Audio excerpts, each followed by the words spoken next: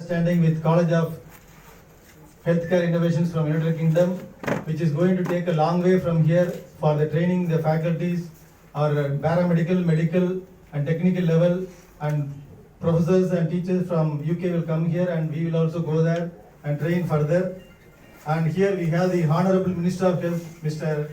Van Getting, who is the Health Minister from Wales and who has been very much interested in community service work. He has been helping the cerebral palsy children and also very much involved in healthcare service for a long way.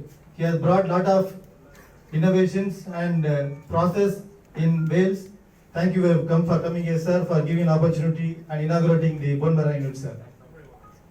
And we have our Professor Singhal, who is the senior most orthopedic consultant and who is the program director for this College of Innovations. Welcome you for coming here, sir. Thank you. Our Honorable Chairman and the Chancellor of the SRM University, Haryana, welcome you for this event. Thank you, sir. Professor Dr. Suri Narayan, who is the Director of the Institute of Orthopedics and Senior Vice President of this institute. Welcome, sir. And the Institute of Director, Dr. Ranjan Mahapatra, who is been the relevant, and in a sense, probably we take it up to the tertiary specialty levels. And this has helped us immensely in this. Also, I think with this model, this enables us to focus more also on research. I think the patient spectrum, the spectrum of diseases, problems, and options tend to be varied in various geographies.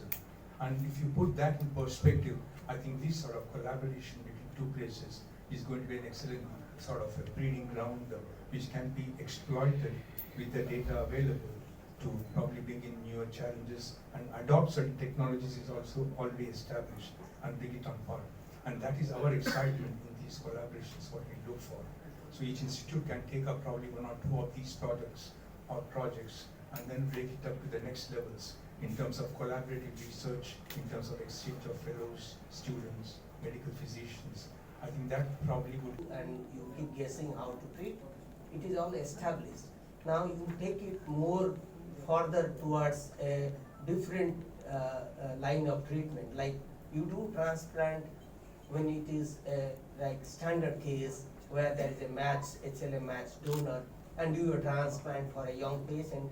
Probably you don't lose many time this type of cases, maybe less than 10% chance of losing a patient.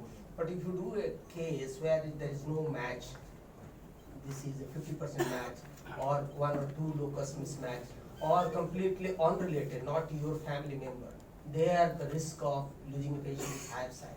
So the technology has improved. Now we dare to treat patients, those who are not even 100% HLA match, and we are able to get success there also. So things have changed, and it is not something that will be surprised how to do it. It has to be done in the proper way, and infrastructure should be good enough. And we are happy and we are thankful to our chairman who has given a full-fledged 2 units for stem cell transplant, and we're happy to go forward and continue with the program. Thank you very much. Actually, that's really powerful. So it's leadership at different levels. And we need to do something that is thinking about what Bevan said, and Aaron Bevan, that famous Welshman who created the National Health Service, he's quoted all the time. One of my favourite Aaron Bevan quotes is that the National Health Service should always be inadequate. And he didn't mean it should be a bad service that treated people poorly. He meant the National Health Service should always be looking at what it can do better. What is the next discovery, the next opportunity? How do we understand the thirst for knowledge to understand that? How do we then understand how to apply that? And when we have something that is successful, how do we then transfer that across our service? A good practice not being an island, but being expected and demanded across our service, but also that thirst for knowledge and innovation. So it's a big challenge, but it's a big opportunity. And that opportunity in partnership with yourselves is to share what we have learned in creating the National Health Service, the learning that comes back from people who work in our 2 countries, but more than that. And the signing of the MOU is part of that as well, about how we share what we think we can do together in the future. And in doing that, there is much not just well to offer, but much for us to learn. Because because I see real excellence in the provision of your facilities, the investment decisions you're making, and that never-ending challenge of what next? What can we do better tomorrow to make sure that more of our people benefit in the future? So we couldn't be proud of our shared past, the history of Indian physicians, not just the doctors, but also the nurses and the therapists are also part of our success story.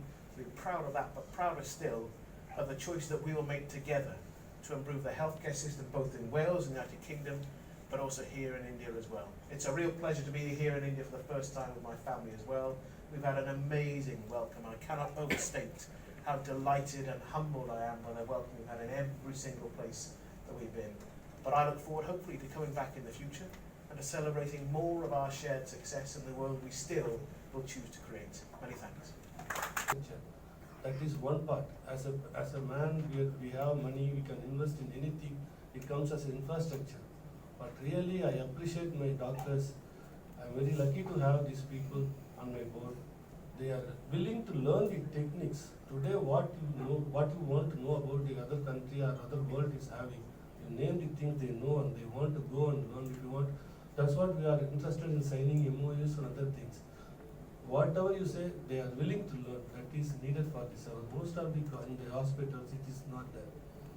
If you see our operation theatre, all the theatres are our latest equipment. That means when I started, I would have said in the year first year, we are in the latest equipment. What is the other thing? We did? Every year, every minute, they are upgrading their techniques and the knowledge, everything to service the people. That is the concept of the institute. That is the success of the SIMS.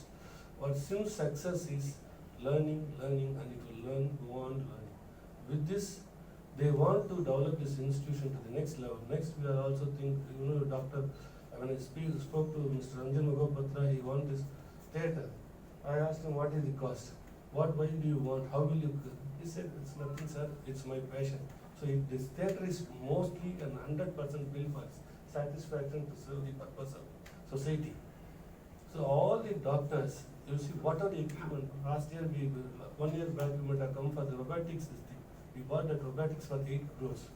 That is, the doctors wants to do the best and do the thing. So, like that, we go with the interest of the doctor. As a management, we support the doctors for the best things what they do, and we are mutually benefited. They are giving good in return.